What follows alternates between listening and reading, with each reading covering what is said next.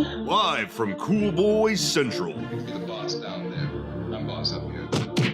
From bat tips to bat nips, we are just three cool boys revisiting Batman, the animated series, and wearing hats.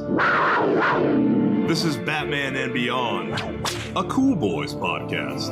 I see Batman and Beyond. Greetings, Cool Boy Bat Nation, and welcome to another installment of Batman and Beyond, a Cool Boys podcast. I'm Felk. I'm Ballard. And I'm Steve. So cool. Tonight's episode is Feet of Clay, Part 2. Directed by Kevin Altieri, story by Marv Wolfman and Michael Reeves, teleplay by Michael Reeves. This episode aired September 9th, 1992, the day after Part 1, and features Clayface and Roland Daggett as antagonists. Wikipedia says Bruce Wayne is released from prison on bail. Hagen, as it turns out, survived the murder attempt on him, but at a high cost. The formula entered his body and soaked every single one of his cells, turning him into a shape-shifting mutant. With his newfound powers, Hagen, now calling himself Clayface, decides to take his revenge on Daggett and his men. And Batman must bring Daggett to justice and stop Clayface before innocent people are hurt. So this is a to be continued, right, from part 2 of part 1. And the previously on Batman this time was Alfred's voice. So we had a Who Knows voice for Two-Face. For Cat in the Claw, we had Selina's. And this time, we had Alfred's. Very nice. I was just going to say that I think this is the first time that it's kind of like a supernatural or some sort of, special powered villain on Batman. All the other ones have been just kind of crazies. This one's it has actual powers. It's kind of a nice twist. Yeah, I put that in my notes somewhere. At least I thought I did. I can't find it. But yeah, that was... is Clayface our first supernatural villain from the Batman's Rogues Gallery? I think so. Yeah, I think he might be, right? I mean, unless you count Scarecrow or Poison Ivy. Poison Ivy eventually does become kind of supernatural. Yeah. But she wasn't in the episode we saw. Yeah, they haven't yet. I think Scarecrow hasn't been introduced. Yeah, he was. He was introduced. Oh, yeah, he was. Yeah. Well, Mr. Freeze is sci-fi. You're saying Mr. Freeze is sci-fi, not supernatural? Yeah, I would say sci-fi. Well, I mean, this is sci-fi too, though. Yeah, this is. Yeah. I mean, you would almost say that most Batman villains are sci-fi. They're very rarely supernatural. Solomon Grundy, Ra's al Ghul, it's about it. I misspoke by supernatural. I guess just like special powers. Oh, I wrote supernatural in my notes, so I'm wrong too. But I actually wrote supernatural in my notes. Like I thought that, like supernatural can be science fiction based supernatural powers. It feels like Clayface is supernatural to me, though. I do feel that way. Yeah. Even though I would say, he's sci-fi based. Yeah, you're right. I guess Mr. Freeze, but he just basically uses a freeze gun. You know, he's not like his powers don't come from. That's like a technology base. This is the first one where it's like this guy transforms his body. And he can make himself like grow, and he can transform himself into other people. So I feel like this is the one where it's much more like there's superpowers. The powers are greater for sure, to the point where they even do like animation for when he's like throwing his arms and he's like covering distance with them. It's almost like you're watching anime, the way he's traveling through the space of the cartoon. And that like pieces of him still exist even if he's not like disconnected or whatnot. You know, this was definitely like a first for the series. Well, the episode starts with Bruce, after the previously on, starts with Bruce getting his photos taken for his, for being booked into jail. And, he's eventually released on bail, and Bruce looks guilty as sin. I mean, no comment when you're getting into your fucking town car makes you look pretty bad, Bruce. I get it, but you look bad. And then he just instantly turns into Batman. No one follows the car. Like he jumps out of the car as Batman. Yeah, there's no paparazzi in '92. That's for sure. Well, there was a crowd of press. There was in like 1997, though. Yeah, but press don't follow behind. The paparazzi do. So I thought that was funny. Right after he drives away, he turns into Batman, jumps out of the car, and he's off. He's off. Yeah, he's off as Batman running around the streets. Yeah, he doesn't even like go swinging right away or have Alfred drop him off in an alley. He just literally drops him off next to a park on the side of like Broadway. We see right now also Clayface is discovering his powers, and I love that he's a large hulking form. I like how he slowly uses his powers and learns to use his powers, and he just started like doing it almost like instinctually, like Sandman does it in Spider-Man 3. I know we're mentioning that again. We mentioned that in See No Evil.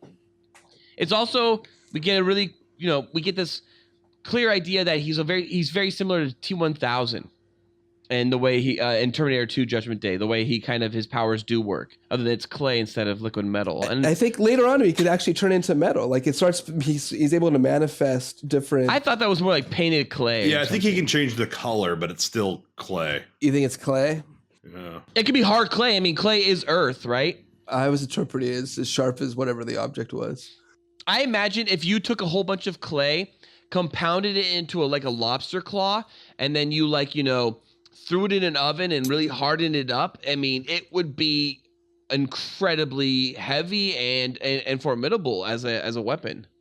I don't know if it would have lasting power, but if you can constantly just rebuild that same type of shit right there, boom, every single time, boom, that's not bad. Well, this is so Batman coming into Act 2, stopping Germ from trying to kill Lucius Fox, the hottest date in prison right now. Everybody wants to be in his room. What? Yeah, so Daggett wants to kill Lucius for kind of like no reason. He's just like, let's just kill off Lucius Fox. And, I know, he's so brutal.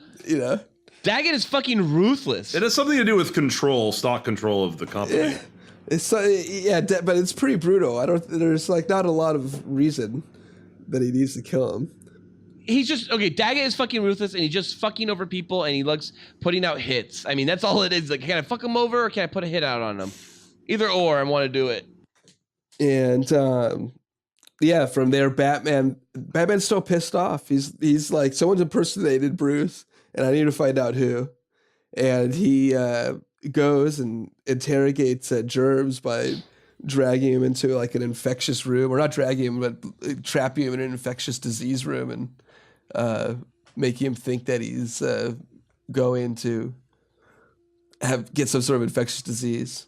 Well, I knew what to do as a kid based on what Batman does here. If I ever had to get what I needed, I would usually go to the science room in school, and I would take acid out and I would bash it on like shelves until I got like the kids to give me lunch money.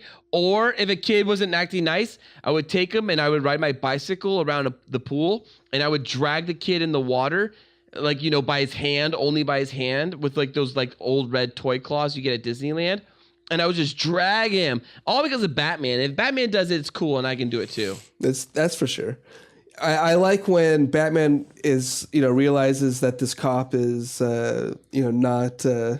not functioning like a cop. not a cop. He's like horrified. He's like, "Oh my god, what are you?" or something, some sort of reaction. I would be. Yeah, that definitely doesn't make him, sympathetic. Oh, he just rips a chunk of his face to off. his plight. Because later on, he's like, I could fix you," or something like that. Yeah, he said that, I think, also to Man-Bat in the very first episode. He wanted to rehabilitate him too. Mm-hmm. Oh, Man-Bat, that's kind of supernatural. Yeah, the very first episode has a supernatural villain. Yeah, giant Batman. Disregard previous statements about Clayface's significance. Hey guys, I just want to mention a note I have right here. It says, Clayface, is he our first supernatural villain from the Batman's Rogues Gallery? The answer is no. Yeah. But he is definitely like a weird villain. I mean, Man-Bat's just werewolf with bat. Mr. Freeze is, the suit's keeping him cold, whatever. He is, but Clayface is like over the top, like almost like alien in its weirdness, So it is pushing it further. This is definitely the most supernatural creature we've seen so far, and probably will in the entire series until we get into Justice League territory. Jesus, yeah, here he is creating his like metal looking type shit that's just incredibly just formidable. I mean, like, he is a real intense villain. I love Clayface. Like, I love this villain. I do too. I'd like to see him in live action. Oh my god, can you imagine a live action Clayface? Oh, see, here's the thing. Easily. They can't do Clayface like they did Topher Grace Venom. I don't want to see some like tiny little actor play Clayface. I want to see a big hulking fucking Clayface, and I don't want Clayface to be 75% of the time the actor and only 25% of the time the monster Clayface. I want Clayface to be like 85% of the time Clayface, 15% of the time George Clooney or whoever they hire to play Hagen. Oh, it'll be Tom Hardy. It's always Tom Hardy now. Oh, Tom Hardy gets it all? Tom Hardy's the answer for everything. He's Bane, he's Venom, he's fucking Clayface. Yeah. He might even take over Channing Tatum and play Gambit. Who knows? I would not be surprised if all in the future all movies star Tom Hardy. Tom Hardy. I would love to see a movie like Tom Hardy that's like kind of like the Being John Malkovich dream sequence from when everyone's John Malkovich. I would love to see a Tom Hardy movie. Except I want only one person to be Logan Marshall Green, and then the idea is like, audience, you try to figure out who Logan Marshall Green is in this film. Who is Logan Marshall Green? He's the guy that looks exactly like Tom Hardy that's in like Prometheus, The Invitation. Oh, he doesn't look that much like Spider-Man Homecoming. He doesn't look that much like him. He looks a lot like him.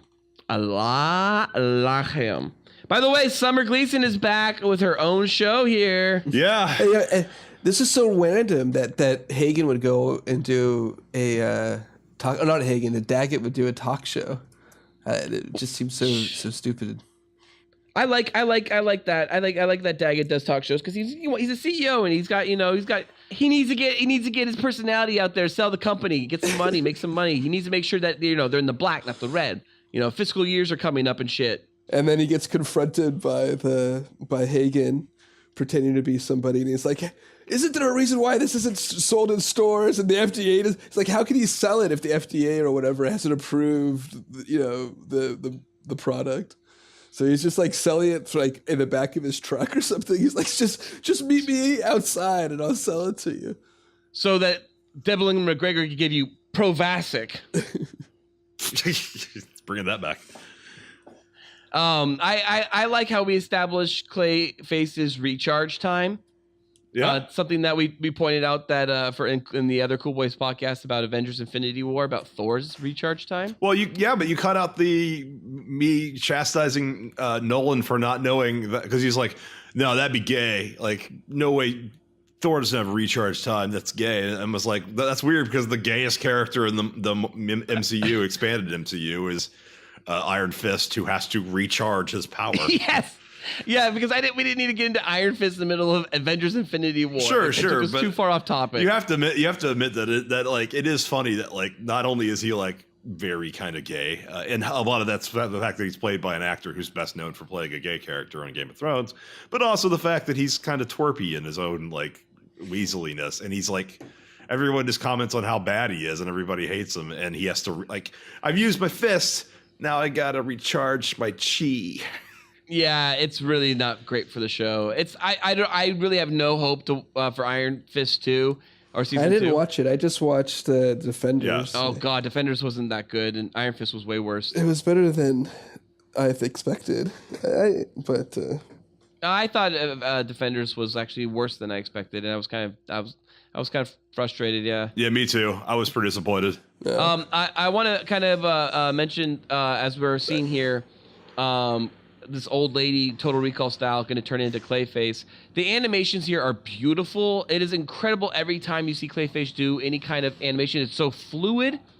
It feels like you're actually watching like a liquid, and then turn into a solid. It looks great. These animators knocked it out of this fucking park for this episode. I love this shit. And of course, I just want to point out also earlier while we were noticing recharge time, we had Teddy the Enabler back. And he was enabling Matt Hagen once again, so that Matt went to this Gotham Insider TV show run by Summer Gleason to essentially attack Daggett. So, was he? I thought he was telling him like to stop or something. I don't know. I wasn't really paying attention. And then we also had Batman in disguise, and Batman is in his worst disguise yet as the Bat Janitor. What the fuck? He's not even trying. He like walks in literally as Batman with just a janitor coat on and a hat. Hey, did you notice that the janitor's hat has like 2 sharp ears poking out of it? Shut up, Jerry. Just do your fucking job. You know, that's how the production room probably went when he walked through. You know, I think it's like a comment in society that no one looks at the janitor. That's all it is. Nobody gives a fuck. Just like in X2, X-Men United, and then what was the other one where the janitor is like wiping the blinds over and over again as they print out papers inside the room. Fugitive. That is The Fugitive. Oh yeah. When he's wiping the blinds with brooms all poorly. Yeah, like every 5 minutes, and he's in that room for 30 minutes. What is that janitor doing? That's apparently from Puerto Rico, but he sure looks like a white guy. The Fugitive. That's a great movie. Yes, it is. It seemed kind of like it was I guess it wasn't a gruesome death scene, but it was kind of a fun acting. It was a great death scene. You know, and I thought that was cool. You know, definitely. I think they had to basically tell you that he was still alive, because if otherwise that would be too intense for a kid's show. If they just left it where he's just like, I can't take it anymore, he just throws himself and electrocutes himself and dies. That would have just been like, wow, that's intense for a kid's show. But then they're like, you know what? He just faked it. He's an actor. That was his best. You know, I thought it was all well done. I thought that was a nice. It was, yeah. And it's kind of neat to see that, like, yeah, you're right. Like, it is a great death scene. It's a fake death scene. But it must have been, yeah, you're like a throw on for the kids maybe, because they don't bring back Clayface for a long time. Kind of like how they don't bring back Mr. Freeze for a long time. Like, they let those characters sit almost because of how great those episodes are. Yeah, for sure. I think this was nominated for an Emmy. I'm not sure. I like how we have him right here. This is what we were talking about earlier about Two-Face. This is kind of the same thing. This is like the coins, right? Like when you toss a bunch of coins at Two-Face and he's trying to flip his one coin. This is like Daggett being like inundated with all of his like past greatest hits, you know, his all the old roles he was. But I don't think Batman meant to do this. I think he was just trying to appeal to his like other side, and it just flipped him out. Like it wasn't on unlike the coins where he was like clearly fucking with Two-Face. Yeah, the coins was a purposeful act to like fuck him up. This was more like, no, you have to remember your past, and he didn't realize that was going to cause him to like freak out and not be able to control his body anymore. I thought it was that was pretty gruesome. Where he started. This is very like anime. He became like half, a person or whatever. But if you look at just look at the animations right now. This is like literally like watching like Japanese animation. The way like Clayface is going in and out of like different characters, like the electricity surrounding it. The way he's like drawn is very reminiscent of like anime. I guess the animation company it says on this wiki is Tokyo Movie Shinsha. I think they work for all of them, but every once in a while they're different. They're different production companies. Wait, this is different than normal? No, each episode has like there's different animation houses that worked on these for whatever reason. Huh, that makes sense.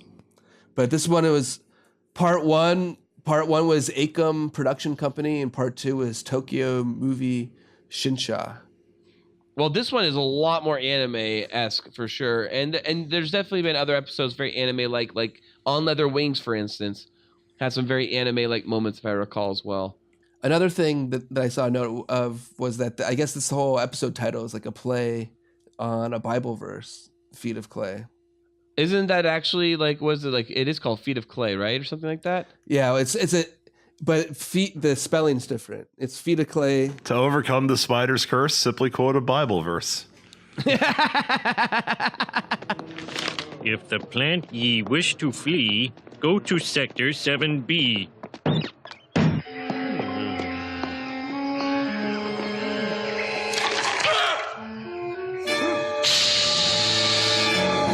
To overcome the spider's curse, simply quote a Bible verse.